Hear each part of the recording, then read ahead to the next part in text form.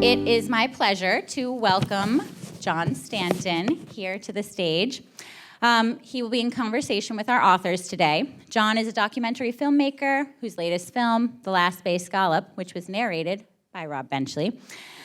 He is also an editor at the Inquirer and Mirror newspaper, and editor of Nantucket Today magazine. Many of you know John, so it's maybe a little bit of a redundant intro, but we're so pleased that John is here to be in conversation with our authors, Jim Patrick and Rob Benchley.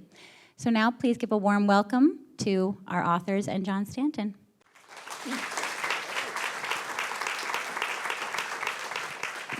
Thank you very much. In full disclosure, Rob did narrate my film, and it was inspired by this book. And he also writes. You also can find his writing and his photography in the magazine I edit. So anything nice I say about him, keep that in mind. So Rob and Jim, and I look around, about half the people in here know them personally, so not much need for an introduction. But let's talk about what this book is. To me, this book is an intensely researched example of long-term journalism. These guys went out on boats, spent a year, a whole season, gathering research, and then finding a way to tell the story. It's also a metaphor for the days on this island when things were different. Right? In the last 25 years, everybody here knows the changes this place has gone through. Not only the fishery, which to me, again, stands as a metaphor for all the changes, and it's a description of community and local culture, right? This book gives voice to fishermen. There was a time when the scallop fleet was emblematic of a local culture in a way that we really don't see now on this island. So that having been said, let me get out of the way and talk about these guys. Here's my first question: What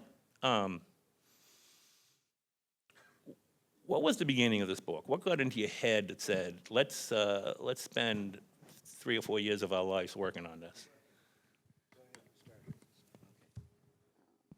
Can everybody hear me?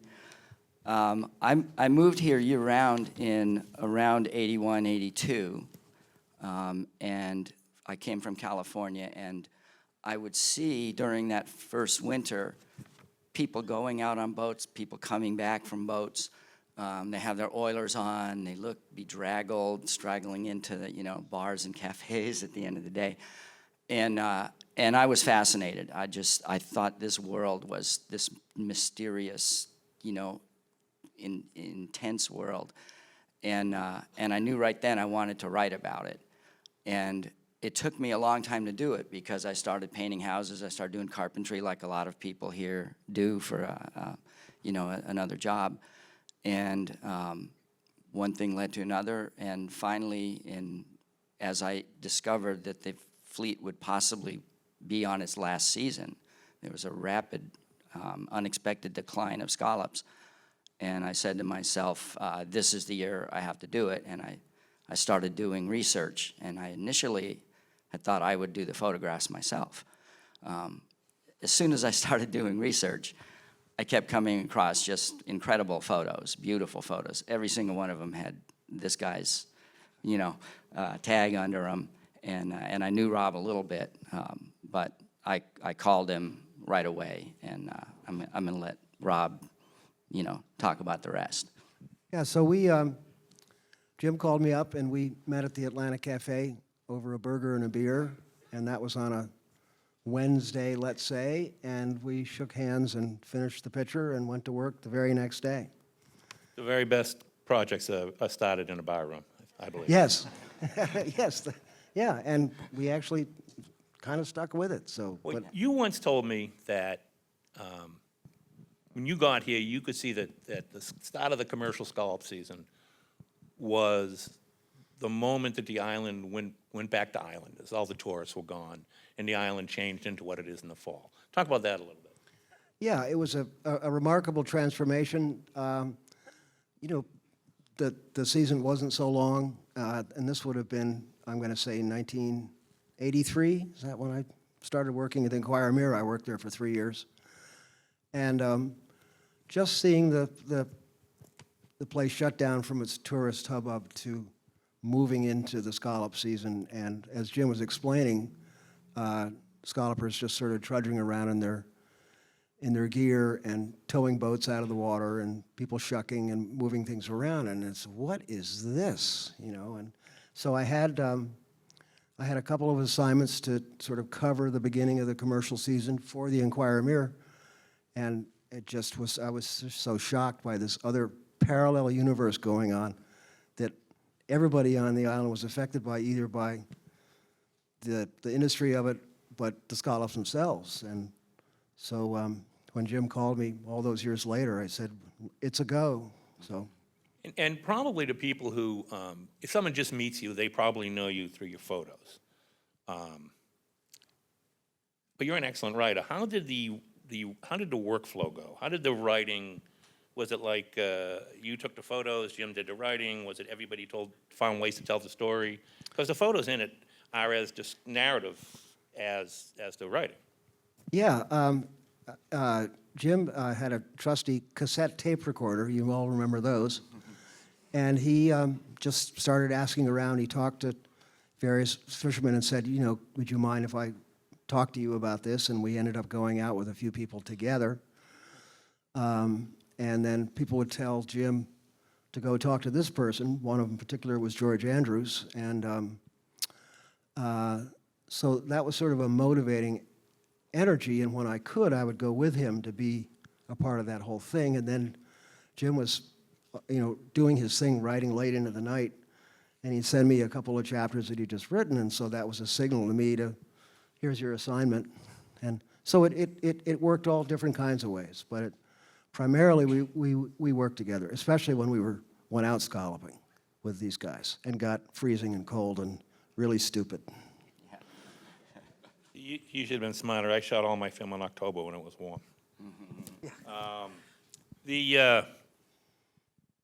Well, why don't you read an excerpt? We talked about an excerpt from the very beginning of the book. Yeah.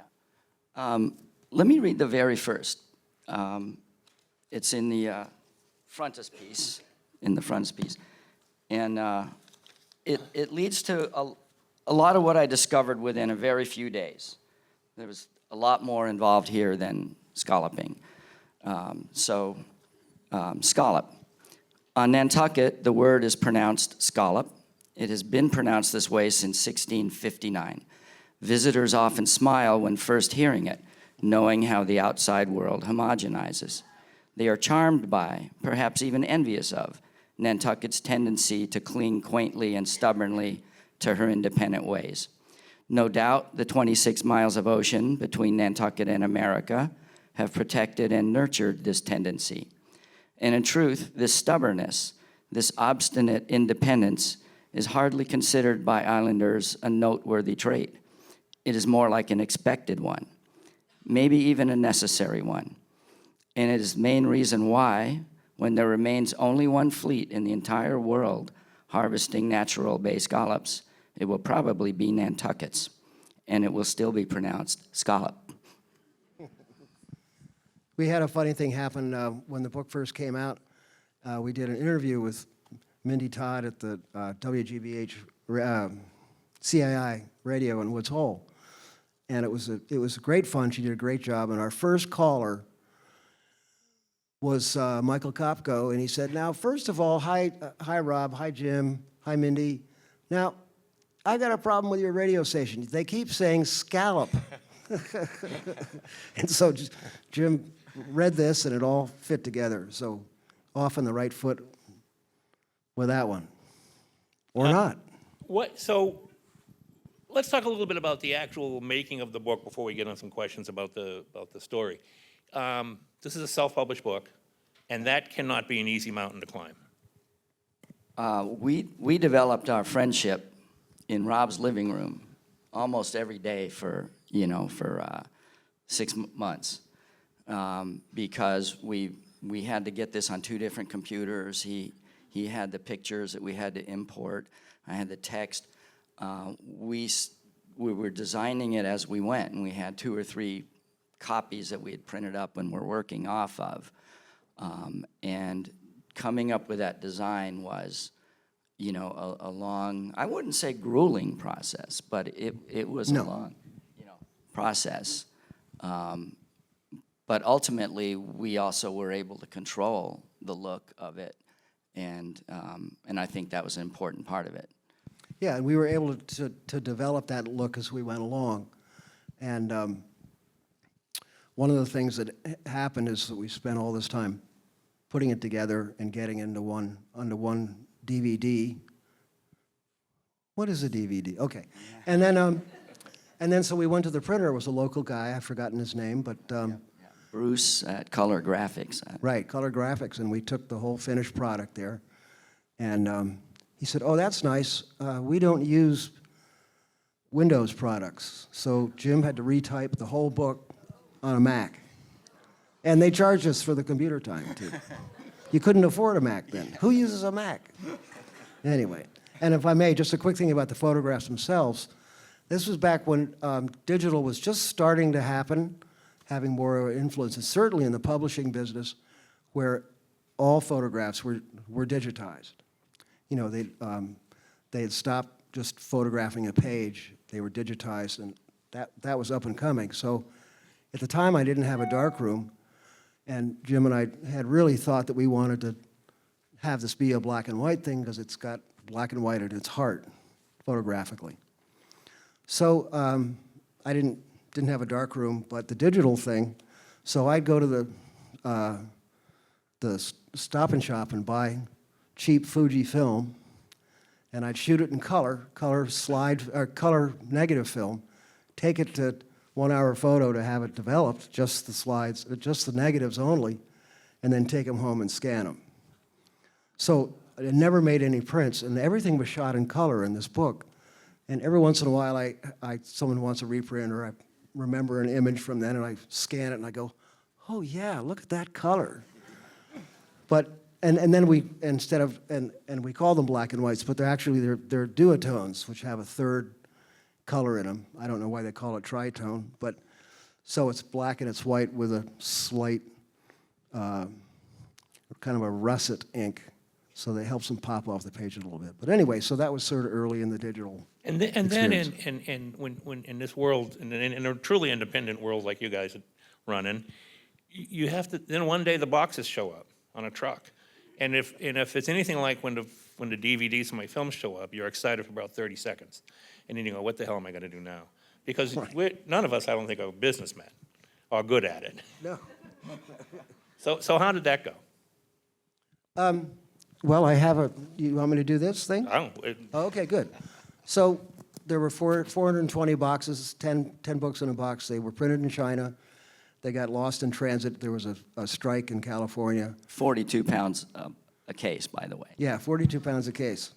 And so we break into the first box. I'm going to have to stand up for this. And so this is the first thing we see, which is a lot different from what you have in your head. It says Feng Shui. Yeah. We did not write the practical encyclopedia of Feng Shui. So, but peeled it back, and that was there, and we went, phew.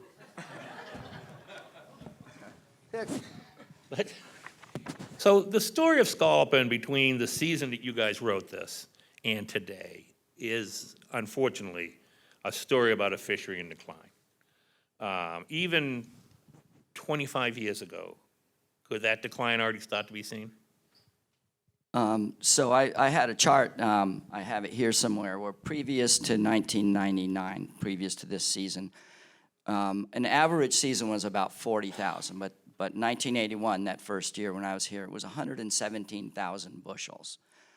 Over 300 people would be fishing. It was 6,800 bushels when we did the book. It could have been gone entirely.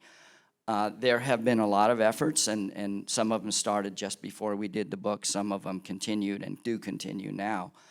But the average catch still seems to be between 15,000 and 5,000 over the last 25 years. So it's been enough to maintain a fishery, but honestly, I fear that any given year it could end because the numbers are so low.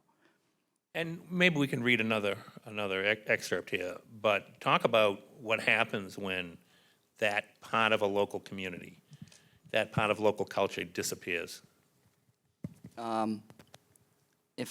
This may be a little bit of a long excerpt, if you don't mind. I'm not getting paid, so go ahead and do whatever you want. I got a bus to catch. I want to start with this. We mentioned George Andrews earlier. All of the scholars I spoke to, everybody said I had to go interview George Andrews, and it took me until December to do it.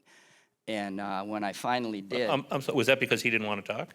No, I was busy doing, I was just getting wrapped up and caught up with other things. But by the time I got to him, and if anybody doesn't know, he has the fish house that's the second or third house right here, if you're looking down from the balcony on Old North Wharf. And it was an old fishing house that was in his family, decrepit, falling in the water. I have a picture of that on my wall, and I've had it ever since I came to the island.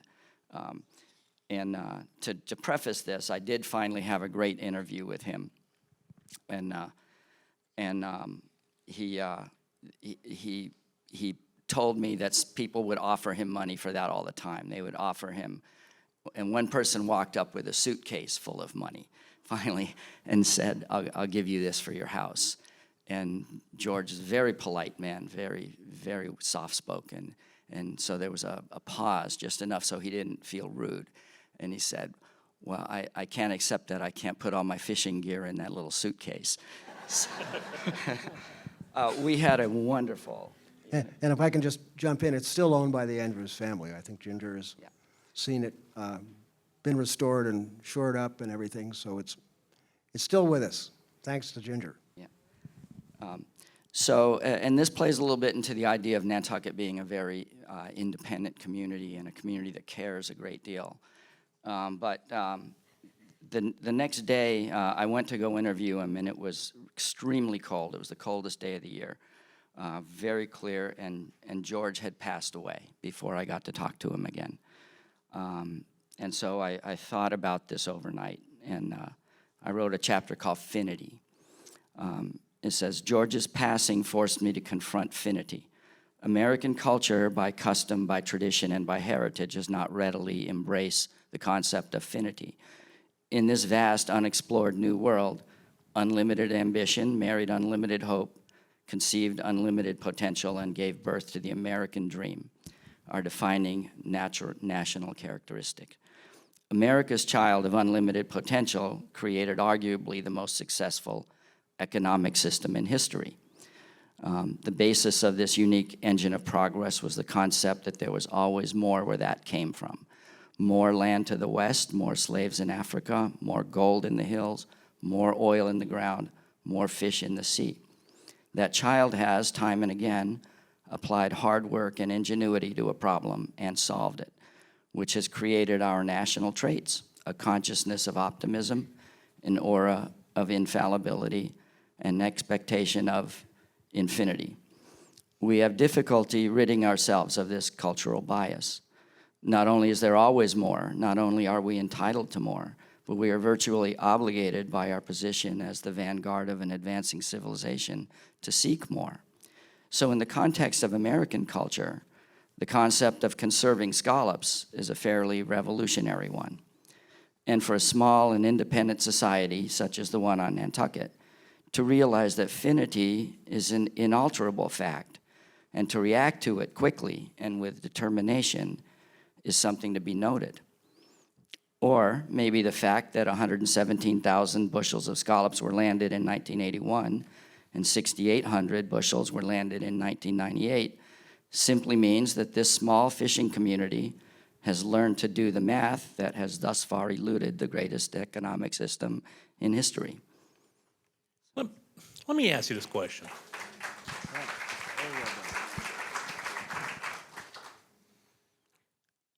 It's like forgetting to leave space for the laugh line, for the laughs in the audience. Let me ask you guys this question. Do we as writers, filmmakers, whatever, do we put too much into the metaphor behind scalloping? Because one of the things I liked in your book was that to the guys who do the work, they're going to work. It's a job. Now, it's a job on I found a hard time so Kyle Sherlin, who's here today, was sort of the main guy in the film. And one of the things I always thought kept in the back of my head was that, we all live in this island and we think we're in touch with nature. So I go get a surf rod and go down and catch one bluefish a year and think that I'm connected to nature when I'm really not. These guys go out every single day. They're actually connected to nature. But not all of them see it as that all the time, right? It's a job. And it's about dealing with wholesalers, and it's about making sure your boat isn't breaking down under your feet. And it's about dealing with new state regulations every year.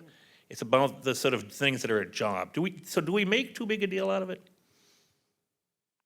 Or is it only us people who don't fish who think of all those things? Well, I think that I think all of it is a big deal. I mean, these men and women do it every day. I mean, that in itself is a big deal. It involves all the things you're saying, and including getting your catch opened, including have to row through the ice when your motor breaks down, including running aground on Hussey Shoal. I mean, all those things. And I keep trying to think that it's a part of fishing industry. Okay, fine, we all eat fish and everything, but it really is extraordinary. For some reason, I still keep feeling that this is unique. And yeah, so my answer is yes. Do you want to weigh in on that, Jim? I have a quick sentence here. So, the annals of fishing tell of a cold, dangerous occupation pursued by hard, solitary men. They seldom ask whether the sheer beauty of the daily commute touches a fisherman's soul. Standing at the dock in this early morning light, my first day, I fail to see how it cannot. But I definitely felt that very first day. I went to the dock and I expected some big fleet going out. I expected some big celebration. And at least in town, there were just two guys go on a boat, start their boat up, and go out. And it really, I had overly romanticized the sea and everything, and that made me feel right there and then, these guys are just going to do their work. But a lot of them talked to me when I talked to them about how they had in the past really made a living. Someone put their kids through college. Then by the time we were doing this book, it was making good Christmas money. People would work for 3 or 4 weeks. Some people would stay all year, but I think most people could only get maybe 3 or 4 weeks. But they enjoyed it so much. But I think in the earlier years, it was really an occupation. It was really a way that people lived and got by through the winter. And now when I look at the fishery now, it seems like that the people who do it, they're all professional fishermen. They're not guys who have another job and go out for a few till Christmas. It seems like there's mostly, I don't know if that's a good thing or a bad thing, if that's a sign that there's not a lot of boats out there, and it's become a different thing, but I think it's changed that way. We have 5 more minutes before we do some Q&A, but Rob, talk to me about, there's another part of scalloping that we're not talking about push rake scalloping, family scalloping. Yeah, family scalloping, that opens, as most of you probably know, on October 1st. The commercial season opens on November 1st. And I did a little research about that, and it's in the Choir Mirrors online thing through the Athenaeum Library. A little shout out to them. All the issues back to the beginning, and you can type in a keyword and stuff comes up. So the first mention I found of family scalloping was 1933. Not bad, but consecutively, right up until about 10 years ago, how the commercial fishermen bitched and complained about the family scallopers who were stealing their crop, and they got a 1-month jump on their pocketbooks. So humph. But anyway, that's going to continue forever. And they call it family scalloping because, and I did read a little thing about that. Is it recreational? Is it family? Doesn't matter. It opens October 1st. And depending on how you get them, either with pushing a rake, which is another Nantucket oxymoron, or I found that snorkeling is the most efficient and the prettiest way to do it. You don't always catch them in anything, but you know, October rolls around, the skies are clear a little longer, the humidity's starting to go away, and then at night, the heavens open up and here are all these amazing stars and constellations and galaxies and everything, and that sort of gets you in a mood. So October 1st comes, you're out there for the first low tide you can, and for me and people with viewing boxes, you know, you're looking at the bottom and you're pushing around and you've got your little scoop and you're all excited and the water's warm, and then you realize that you're looking at galaxies under your feet of amazing life cycles going on right under your feet. So you got the heavens above, you got galaxies under your feet, and in about an hour and a half you're shivering your brains out and you can't wait to get out of it. And then you got to go home and open what you catch. So, but it is a family thing. A couple of my cousins are here. We've done it with their parents and everything for years and years, and it's just this magical time of year.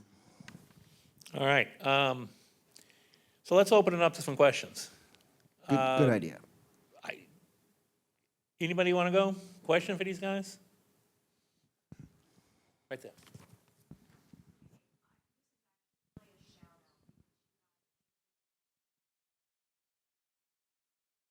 I know what this is. I said this is a shout out because I know what this is. I know what this took, and it is literally leaving our island, our culture.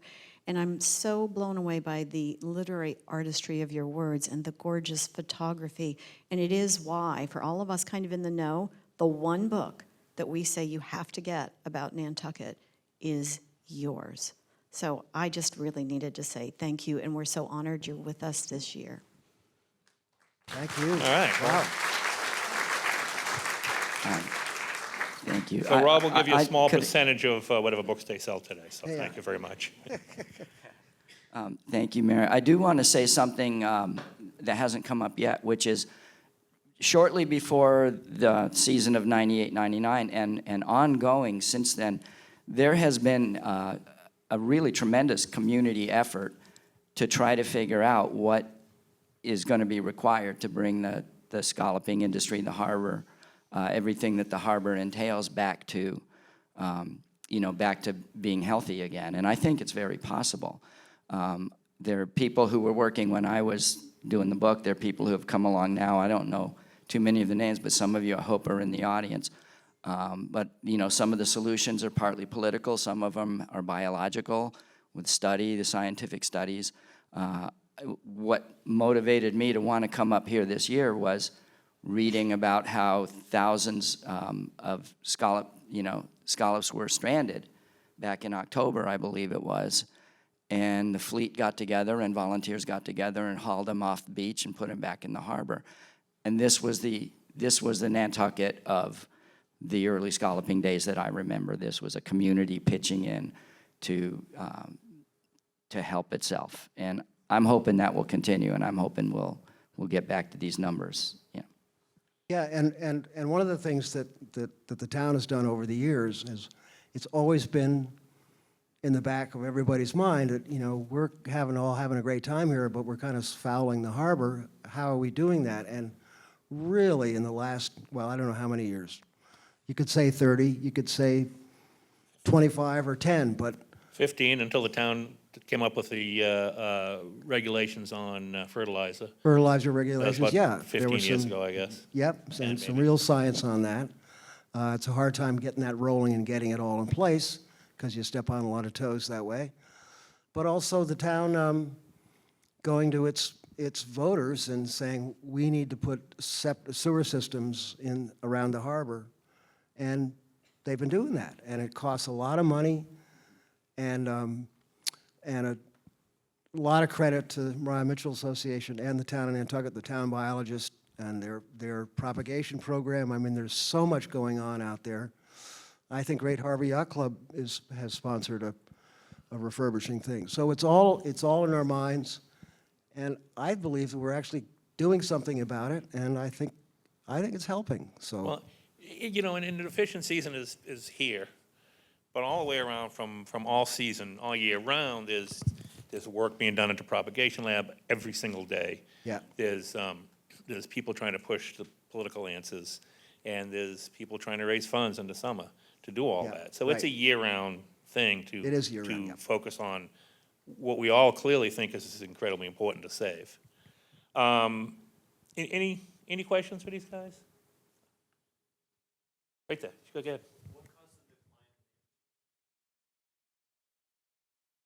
Question was what caused the decline in the industry, and there were in the past in other areas, most notably going all the way back to the 30s, back in the Peconic Bay in Long Island, nutrient overloading was a big problem there, and that spread through most of the Long Island fisheries, and most of them are in fact dead, and they do occasionally revive themselves.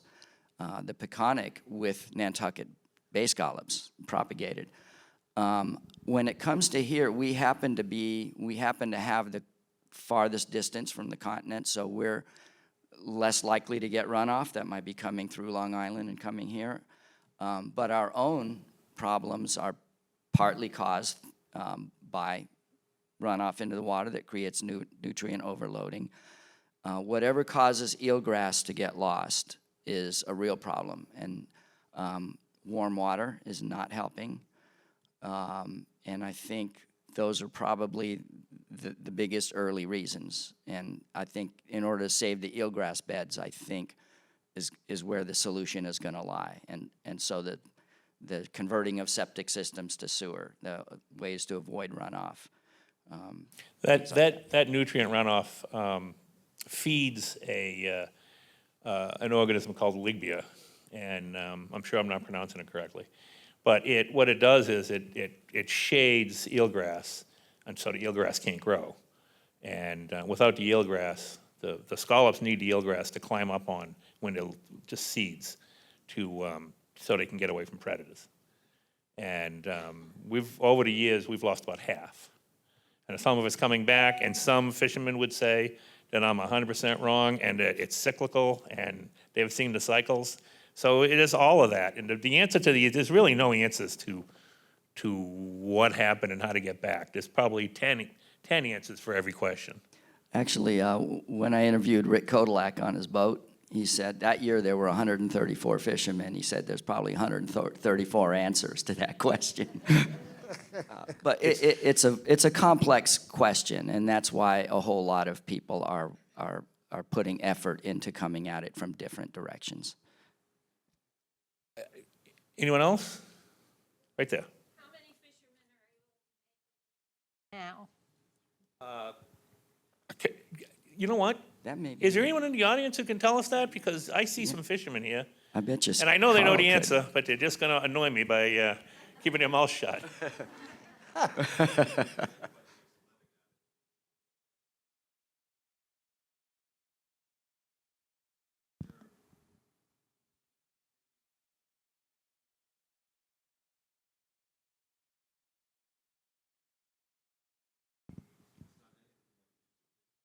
Yeah, the harbor master would know how many permits were taken out, but that doesn't necessarily mean how many boats were going out fishing hardcore. Anybody else? Shep?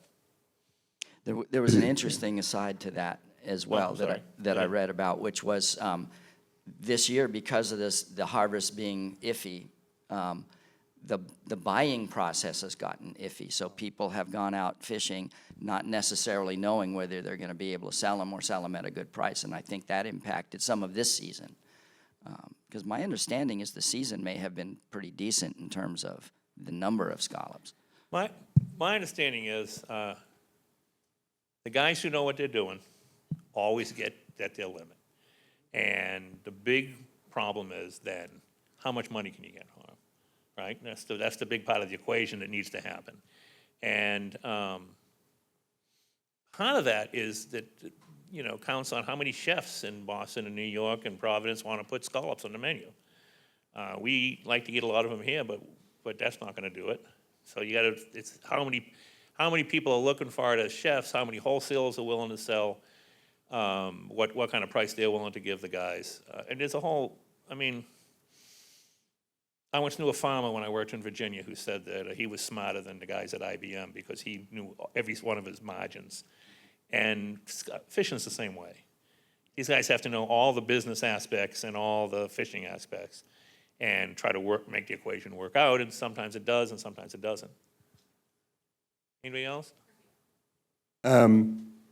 Jim and Rob, I noticed on the way in the photos that you have on the side there, and to Mary's point about this being a chronicle of Nantucket, I just wanted to mention that my brother-in-law, when the book came out, took the book around to everybody interviewed in the book and had them autograph their picture, kind of as a yearbook of Nantucket.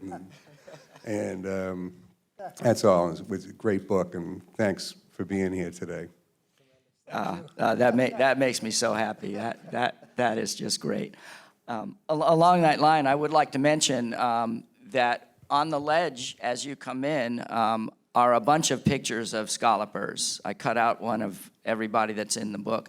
And please, on your way out, if you want to, take one with you. If you know one of the people, you want the memory, or if you just want a page from the book, please take a look and look through them, because they're fascinating people. I got to tell you that interviewing these scallopers was a life-changing experience for me. In the book, I don't want to cut anyone off as a question, but I don't see many hands up. So Jim, let me ask you this. In the book, you talk about something you call the survival quatrain. Do we want to end by talking about that, or will that depress everyone too much? I hope not. So as I was, I got motivated by, I went out on the boat with a scalloper named Bruce Cowan, and as we were going out, he mentioned to me that seagulls would come and eat ducklings. So I know it's kind of depressing, and I never had any idea this might happen.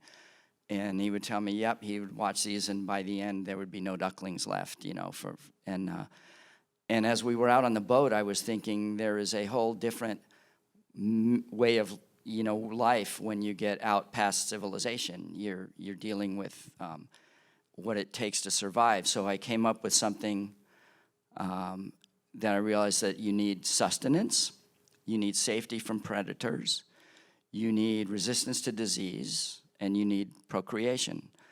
And it struck me that that was the survival quatrain. I know for the poets, out there, it's not a true quatrain, but it was 4 really important elements. And throughout the story, it kept coming back to me then that people need this in the same way. But we have managed to fend off most of the things that any other species might be killed off by.